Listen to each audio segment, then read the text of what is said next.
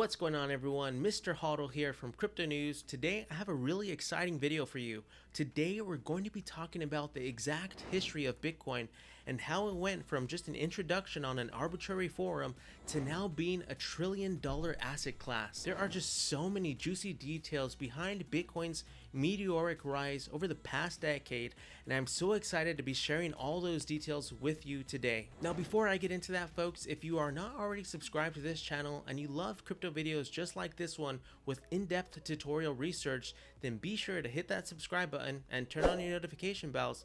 That way, as I release another one, you'll get notified. And the last thing I do have to say, folks, is I'm not a financial advisor, so please always do your own research anytime you're investing in cryptocurrency. This video is strictly for educational purposes only.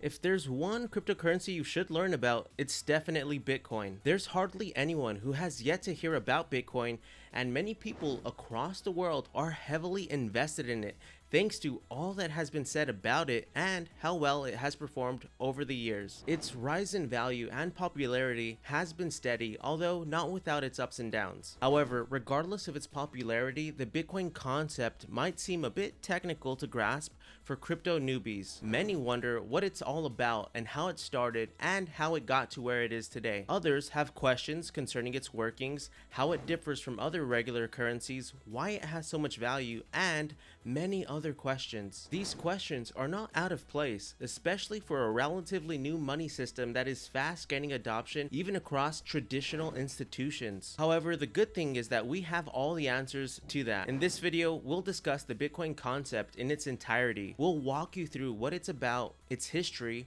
workings, purpose, and everything in between. So let's get into it.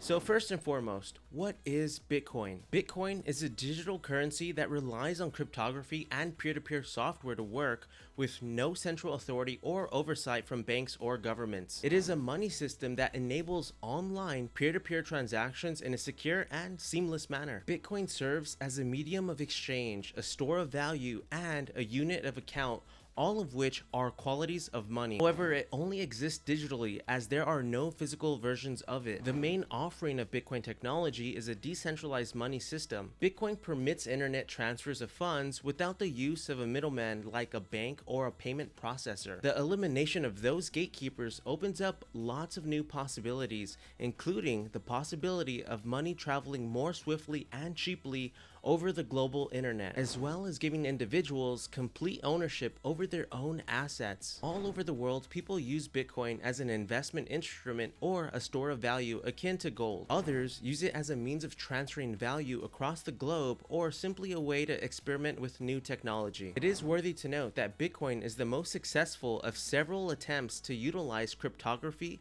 in the creation of digital money. Several imitators have followed in Bitcoin's footsteps, but it remains the largest cryptocurrency by market capitalization, a position it has held for more than a decade now. So, why was Bitcoin created? A pseudonymous individual or group known as Satoshi Nakamoto created and outlined the Bitcoin technology in a 2008 white paper. According to Satoshi, the goal of developing this digital money system is to eliminate the need for third parties in digital monetary transactions. These third parties incur significant costs in providing financial services, and these costs are passed on to end users as transaction fees. Many of these fees are set at a specific rate per transaction, irrespective of the size of the transaction. This isn't particularly fair, especially for users processing smaller transactions, since the middleman's profit per transaction is mostly a percentage of the size. Bypassing these players was undoubtedly a driving force for the creation of Bitcoin, but there's more to it than that. Satoshi also stated that the core problem with conventional currency is all the trust that's required to make it function. You have to trust the central bank not to debase the currency, but fiat currencies have a long history of betraying that trust. Again, you have to trust banks with your money in order to save it and move it electronically, but they lend it out in waves of credit bubbles with only a fraction of it held in reserves. There's also the issue with fraudulent activities and the limited privacy offered by the centralized financial system. Users wanted more privacy, security for their details, and more control over their funds. Bitcoin came as a way to transact without using a third party, thereby addressing the centralized control of money and the trust required in handling citizens' cash.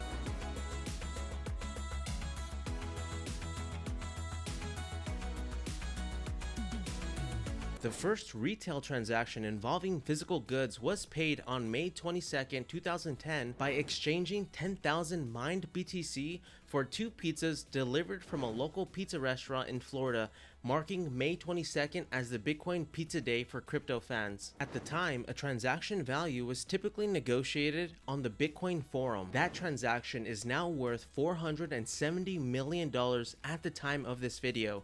That's mind-blowing to know.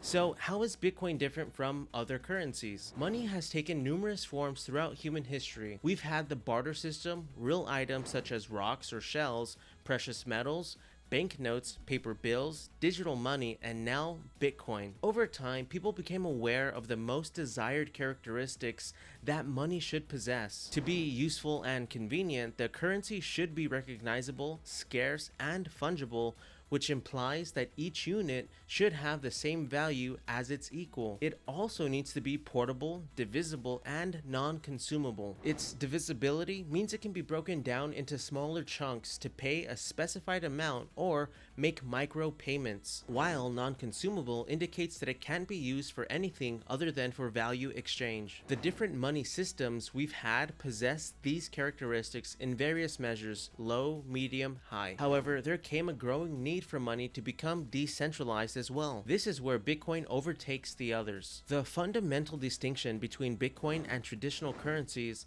is that Bitcoin is decentralized, meaning no one controls it. Fiat currencies are generally controlled by centralized entities such as central banks, commercial banks, governments, payment processors such as Visa and MasterCard, and other middlemen. Any of those entities have the authority to approve your transaction, determine if you can send money to certain people or groups, and determine whether the money you're spending is legal. These processes also include in-depth surveillance and data sharing on everything you do with your money. On the other hand, Bitcoin is a decentralized peer-to-peer payment system that operates independently. No one can control your money or the transactions you send or receive. The system is based on the combined processing capacity of the network participants, who are all equal in importance. No one is more important than the rest. Furthermore, the decentralized system aids in lowering transaction costs by ideally eliminating fees and transaction times, both of which banks require to make gains.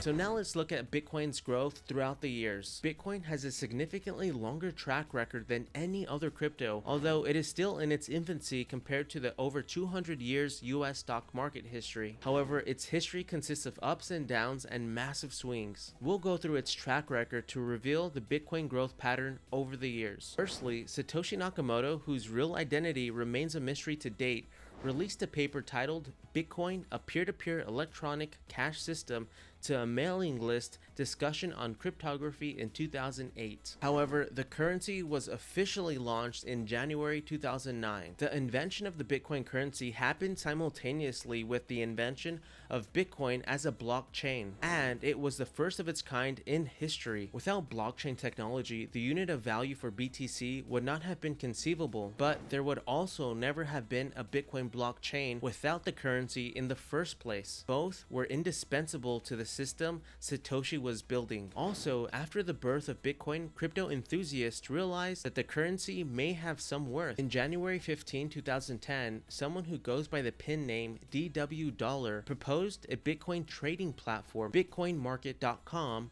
on Bitcoin Talk forum. He stated his plans of establishing a market in which Bitcoins are treated as commodities. DW Dollar wanted Bitcoins to be traded for dollars and for people to be able to speculate on its value. In principle, this will establish a real-time exchange rate, allowing users to know how much a single Bitcoin is worth at every point when compared to a dollar. However, the community cannot simply decide official pricing since it had to have been set by a centralized institution, such as an exchange. DW Dollar then established the Bitcoin market in March 2010, setting the price of a single Bitcoin at 0.003. It did, however, experience growth. Bitcoin started at almost nothing and experienced its first big spike in the summer of 2010. In the spring, the price was a fraction of a cent, but by July, it had risen to over 9 cents. Except for a small group of tech professionals and finance enthusiasts, only very few individuals were familiar enough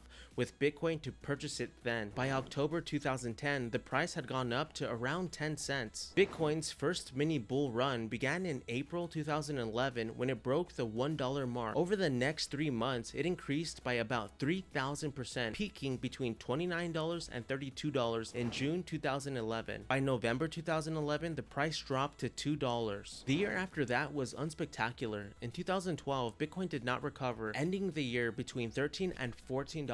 Bitcoin started the next year, 2013, at $13.28. In the first quarter of the year, it climbed to the $30 level, then accelerated in the last week of March. By April 1st, Bitcoin had surpassed the $100 milestone. Curious money enthusiasts and tech professionals flocked to Reddit's online forums, wondering why this new asset class, which is unrelated to any tangible product, could have that much value. By November 2013, Bitcoin had surpassed $1,000, but by December, the price had plummeted to roughly $530. Bitcoin had its fair share of a rough start following the closure of the most significant community for early Bitcoin, that is, Silk Road in 2013 and Mt.GOX bankruptcy declaration in 2014. Mt.GOX was a new Bitcoin exchange which we'll talk about later. Silk Road, on the other hand, was a dark web marketplace where anything may be traded regardless of whether or not it was legal in the eyes of the government. The libertarian marketplace was founded by Dread Pirate Roberts, later known to be Ross Urbick. The Silk Road market was dominated by marijuana, fake IDs, benzos, and other prescription drugs, which were facilitated by Bitcoin. When the US government seized the Silk Road in 2013, they also seized 144,336 Bitcoins that belonged to Urbick. The demise of Silk Road wasn't good for Bitcoin, which was only in its infancy. It was possibly at this point that it became evident that isolating financial institutions from money did not necessarily imply a more trustworthy environment, nor did it ensure state protection. When Mt.GOX declared bankruptcy, it just added to Bitcoin's trust issues. Mt.GOX wasn't created with Bitcoin in mind, but it did operate a Bitcoin exchange in early 2010. Mt.GOX allowed customers to buy and sell Bitcoins using bank transfers, and it was said to be responsible for over 70% of all Bitcoin ever traded as of February 2014. Its founder, Jed McCaleb, sold it to Mark Karparls in 2011. However, the platform's early years proved that using digital currency carried significant risks, which may include hacks, outages, a run-in with the US authorities, and even a lawsuit. In 2014, Karpels had noticed that an attacker was quietly pulling out Bitcoins from Mt.GOX. As at then, customers were already complaining about not being able to withdraw their funds. The company then filed for bankruptcy, citing $64 million in debt. Nevertheless, these challenges didn't stop the Bitcoin growth. Bitcoin's price even surged in the years that followed, allowing at least some of the creditors to pay out at 2014 era rates. Bitcoin's price even surged in the years that followed, allowing at least some of the creditors to pay out at 2014 era rates. Also, despite the volatility, several early investors like Nelson Merchant, CEO of the blockchain events firm Lightnode Media, found crypto interesting enough to explore. He was a college student at the time, and he purchased Bitcoin for the first time when it was approximately $600. He said he saw a Reddit post in early 2014 about a digital currency that had reached $1,000 and thought to himself, if people are prepared to spend $1,000 for a digital currency, there's clearly something more to this. Merchant went on to learn more about Bitcoin, including its unique supply structure. He discovered that only 21 million Bitcoin would ever be be produced, and he reasoned that if it's currently at $1,000 and only 21 million will ever be produced, it's going to be huge. Claims, "We've never truly seen money of any kind having a limited supply amount." However, Merchant and others like him needed a lot of patience for the next 2 years, as BTC's price remained stagnant and it wouldn't reach $1,000 until 2017. Merchant said he avoided telling his pals about his odd investment since he didn't know what the future held. As of then, the Bitcoin phenomenon did not pique people's interest that much, and the issue is, once you learn about crypto, you don't want to drag others to it because of the risks involved. Merchant says he had experienced people advising others to jump in and then losing all of their money. So basically, it was too risky to drag others in unless they learn about it on their own and wish to explore it too. Bitcoin finally broke $1,000 in July 2017 after years of price volatility ranging from $100 to $900. This was the start of a joyful bull run. In mid-May, prices doubled to $2,000, then surged to nearly $19,000 by December. Merchant claimed that his initial investment, which he estimated to be about $15,000, grew to millions of dollars in what seemed like an instant. Although the unexpected increase in net worth was a shock to him, he retained a cautious skepticism toward this fresh source of wealth. Merchant believed that if you don't have it in cash, you don't really have it because anything can happen overnight when it comes to crypto. However, Merchant's long-term mentality turns out to be essential for Bitcoin's future phase. From 2017 to 2019, Bitcoin experienced more ups and downs. However, the crypto sector began to take off as a result of media attention and a dramatic surge in Bitcoin's price. Thousands of altcoins were created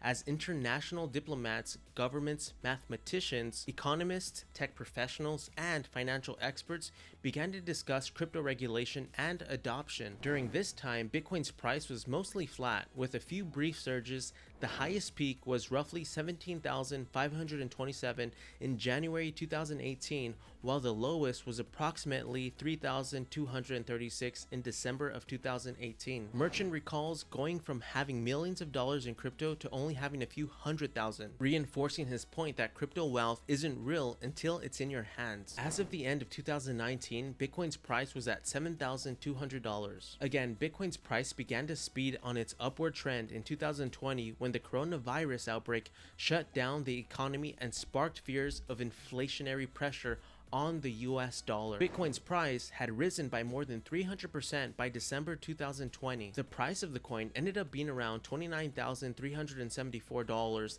the highest it had ever been. Furthermore, Bitcoin's value doubled in 2021. Bitcoin soared to an all-time high of nearly $64,000 in the first half of 2021, only to plummet to below $30,000 by the summer. In November, Bitcoin reached the new all-time high of over $68,000, but by January 2022, it had fallen below $35,000, wiping out almost all of the previous year's gains. Bitcoin is still fluctuating between $35,000 and $47,000 at the moment, but some experts believe the price of Bitcoin will hit $100,000 in the near future, stating that it is a matter of when and not if. More bullish crypto enthusiasts even believe $250,000 is within reach. Major financial institutions are also weighing in on the debate, with JP Morgan forecasting a long-term high of $146,000 and Bloomberg forecasting a price of $400,000 sometime this year. Keep in mind that price predictions are mostly informed speculations because Bitcoin and crypto in general is so new. As a result, financial planners advise that you only invest in crypto with money you can afford to lose.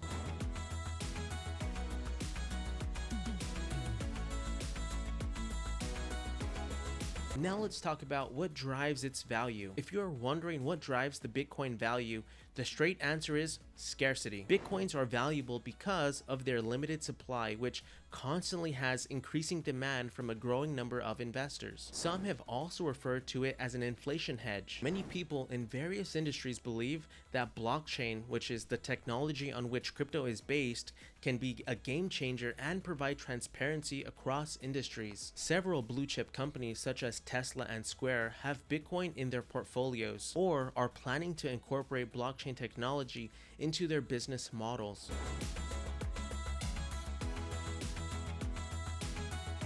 So why is Bitcoin volatile? Some experts believe that Bitcoin's volatility is mostly due to an immature market in which traders are highly vulnerable to emotion, fear, and greed, resulting in extremely volatile market reactions. Greed tends to lead to bullish movements, whereas fear leads to bearish ones. Human psychology is predictably irrational, seeing that many people react similarly in particular situations. Also, new regulations and policies are continually changing the market and causing significant price movements. For example, in 2017, China banned initial coin offerings, also known as ICOs, which employ cryptocurrencies as a funding method in order to prevent capital outflow and money laundering. The news of China's ICO ban caused Bitcoin's price to plummet to as low as $500. However, the currency quickly recovered and resumed its upward trend toward $5,000. The country has also rolled out several other bans on crypto-related activities, and even the most recent one caused a negative trend from which the market eventually recovered. On the other hand, in the same 2017, Japan regarded cryptocurrencies as legal tender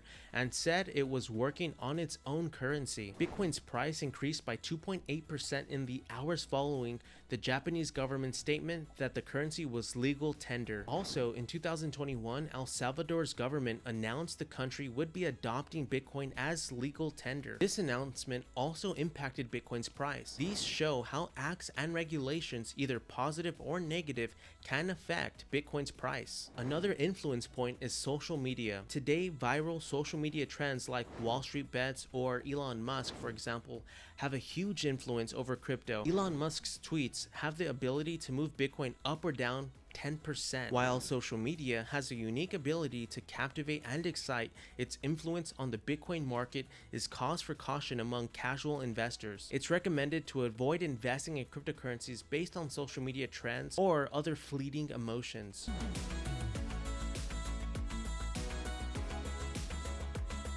Now let's talk just a little bit more on how Bitcoin works. So far, we've been able to explain what Bitcoin is and how far it has come, plus future speculations. At this point, I'll quickly address how it works. This includes how Bitcoin transactions are validated and how new units are created through a process called Bitcoin mining. So basically, the blockchain is one of the most significant aspects of Bitcoin, as it tracks who owns what, just exactly how a bank tracks assets. However, the Bitcoin blockchain differs from a bank's ledger in that it is decentralized, which means that anybody can see it, and no single institution has control over it. Moreover, transactions are validated through mining. Specialized computers known as mining rigs solve the puzzles required to verify and record new transactions. For clarity, mining is the process of creating new blocks and creating new transactions on the blockchain. Miners are those who perform the essential work of validating transactions and securing the system. In the beginning, a standard desktop PC was powerful enough to participate, allowing anyone who was interested to try their hand at mining. But today, the computers required are specialized and frequently owned by businesses or large groups of people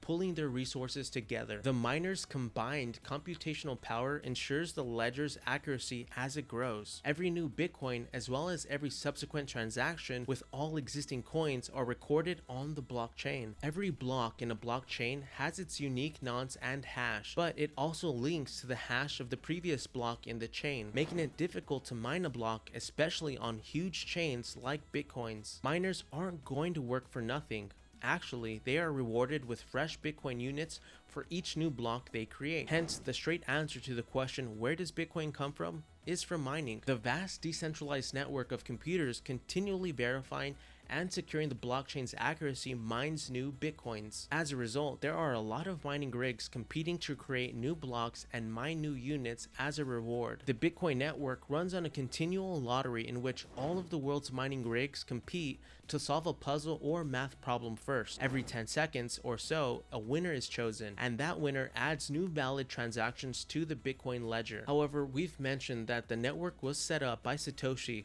so that the total number of Bitcoins never exceeds 21 million, ensuring scarcity. Around 3 million Bitcoins are still available to be mined, which will happen more slowly as time goes on. The Bitcoin code is built in such a way that solving its math becomes increasingly difficult over time, demanding more and more computer resources. Hence, not everyone can participate. In addition to the increase in computing and electricity costs, Bitcoin mining continues to be less profitable than it once was, which makes it even more difficult to recoup the rising costs. When this system was first launched in 2009, miners received significantly more Bitcoin for every block than they do now, and the requirements were less. The reason behind the decreasing reward is to limit the number of Bitcoins that are brought into circulation. However, the final blocks are expected to be mined in 2140. This means that miners will have to rely on transaction fees for the rewards when that time comes.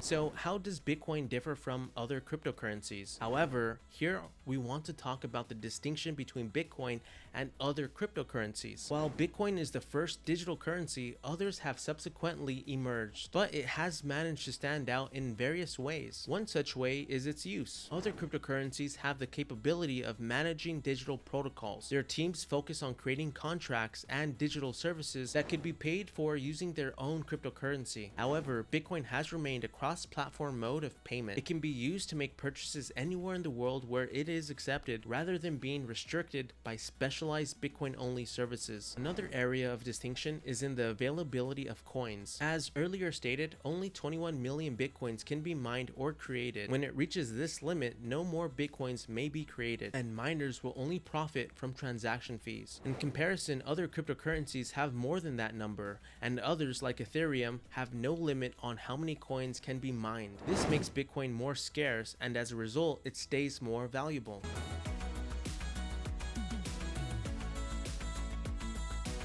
Now let's talk about advantages of Bitcoin as a money system. There are several reasons why Bitcoin makes sense as a money system. These reasons account for why they appeal to many users across the world today. Let's look at some of them. Firstly, Bitcoin is global. Sending Bitcoins across the globe is as simple as it is to pay with cash in the physical world. It is open on weekends, does not charge a fee to access your funds, and does not impose any arbitrary restrictions. Secondly, Bitcoin transactions are irreversible. Bitcoin payments are similar to cash payments in the sense that the sender cannot reverse the transactions. However, traditional internet payments, credit cards, and banking transactions can all be reversed after the money has been sent, sometimes days after the initial transaction, due to the centralized intermediaries that complete the transactions. Merchants face a larger fraud risk as a result. More so, Bitcoin is private. There are no bank statements or any need to supply the merchant with personal information when purchasing with Bitcoin. Apart from the Bitcoin addresses and amounts involved, Bitcoin transactions do not carry any identifying detail. Again, Bitcoin is secure. Bitcoin payments are significantly more secure than traditional debit credit card transactions due to the cryptographic structure of the Bitcoin network. Since you don't have to send any sensitive information over the internet when you make a Bitcoin payment, there is very little chance that your financial information or identity will be compromised. Bitcoin is also open. Its core software is free and open source, allowing anybody to examine the code. Also, every transaction on the Bitcoin network is made public without any exception. This means that transaction manipulation is impossible until a hacker gains control of a majority of the nodes that safeguard the network and then manipulates the Bitcoin supply. However, because the hacker requires 51% of the nodes, this situation is highly unlikely. Finally, Bitcoin is safe. We have never heard of a successful hack of the Bitcoin network in its more than 10 years of existence. Since the system is permissionless and open source, several scientists and cryptographers have been able to investigate all facets of the network and its security.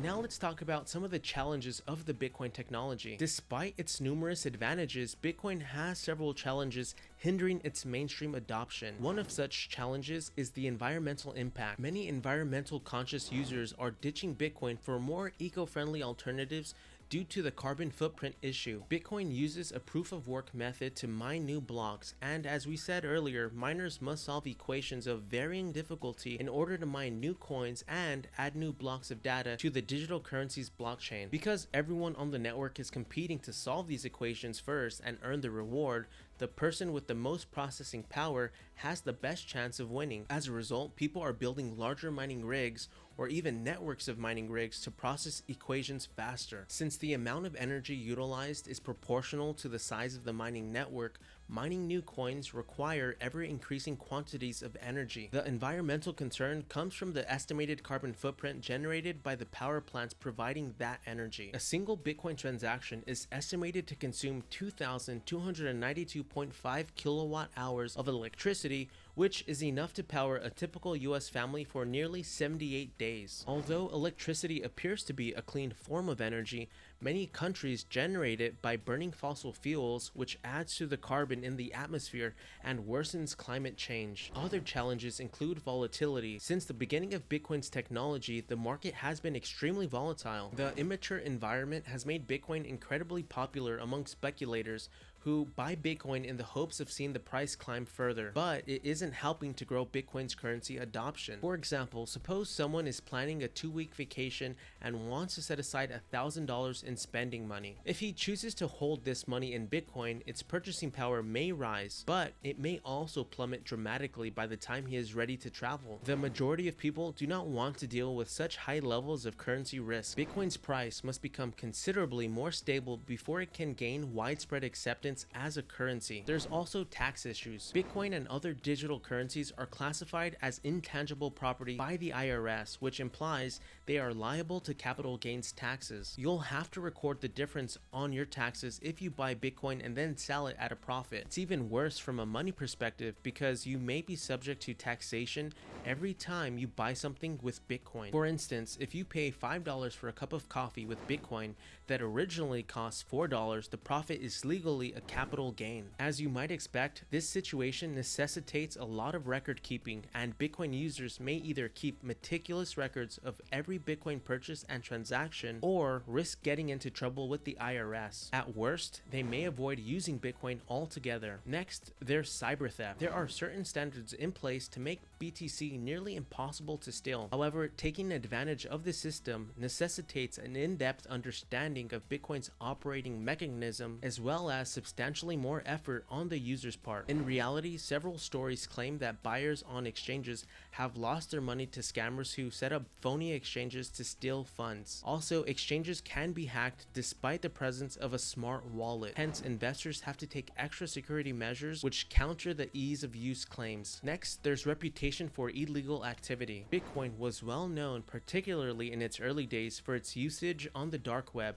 in money laundering activities, and for the purchase of illegal items. It's logical for Bitcoin to be the ideal choice for anyone who wants to buy drugs, illegal weapons, or engage in any unlawful activity, as it is the only real anonymous method of payment. Bitcoin's anonymity is one of its advantages, but it also opens the door to illegal use. And because of its structure, truly resolving this issue will be tough, if not impossible. There's also scalability. Bitcoin's core technology is blockchain, which restricts the amount of data that may be stored in each block to 1 megabyte. This restriction allows for 3 transactions per second on the network. As more and more Bitcoin trades and purchase transactions are executed, the network will struggle to keep up with the records, resulting in significant processing delays. At this point, let's add that Bitcoin and the entire digital currency concept are still relatively new, and various issues must be addressed before Bitcoin becomes widely accepted as a means of payment. It's also worth noting that this isn't an entire list of Bitcoin challenges.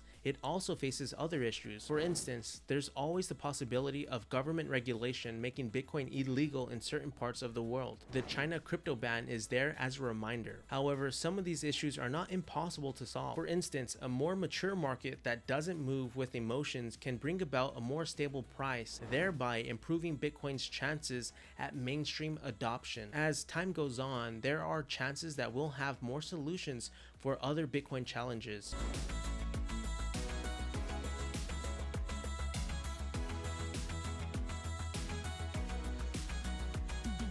Now let's talk about buying Bitcoin. When buying Bitcoin, there are 3 things to think about. Firstly, the payment method you'll use, then the platform venue where you'll buy, and finally, where your Bitcoin will go after purchase. You can use any payment option, including credit cards, bank transfers, payment apps, face-to-face cash transactions, and even barter. However, each payment option has advantages and disadvantages in terms of convenience, privacy, and fees. As for where to buy, digital wallet providers, centralized spot exchanges, OTC desks, peer-to-peer markets, and even payment systems like PayPal can allow you to buy Bitcoin from their platforms. Of course, buying Bitcoin in person is also an option. For instance, you could give your pal cash in return for an agreed amount of Bitcoin. Finally, you also have to decide where your Bitcoin goes when you acquire it. It could be a Bitcoin wallet you control that is a non-custodial wallet like MetaMask or Trust Wallet, or a Bitcoin wallet you don't control that is a centralized cryptocurrency exchange. However, the most convenient way to purchase Bitcoin is to purchase it through online exchanges like Coinbase, Binance, and others. These platforms make it easy to buy, sell, send, receive, and store Bitcoin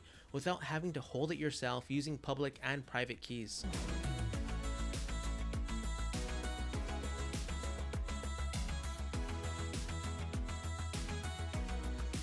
Now let's talk about how you can actually use Bitcoin. As stated in Bitcoin's white paper, it was created to be a digital money system. However, experts believe that the currency's volatility shattered this plan almost instantly. This is because buying coffee with Bitcoin doesn't make financial sense, because you may buy a $3 cup of coffee today with Bitcoin, and tomorrow the same Bitcoin is worth $30, essentially costing you $30 for a cup of coffee. Furthermore, from the merchant's perspective, the idea of using Bitcoin for regular transactions is also hindered by volatility. If you pay $3 for a cup of coffee with Bitcoin, that Bitcoin could be worth 60 cents tomorrow. The merchant then suffers a loss. As a result, it isn't ideal for everyday buying and selling. However, people acquire Bitcoin not because they anticipate spending it in a store over coffee or groceries, but because they wanted to keep its value, just like gold. You can keep a digital wallet with your Bitcoin in it as you would keep diamonds or gold coins in a safe. And whenever you need money for a regular transaction, you can simply sell it for cash via a crypto exchange or a Bitcoin ATM. But ultimately, holding on to some or all of it as part of your long-term investment and saving strategy makes the most sense.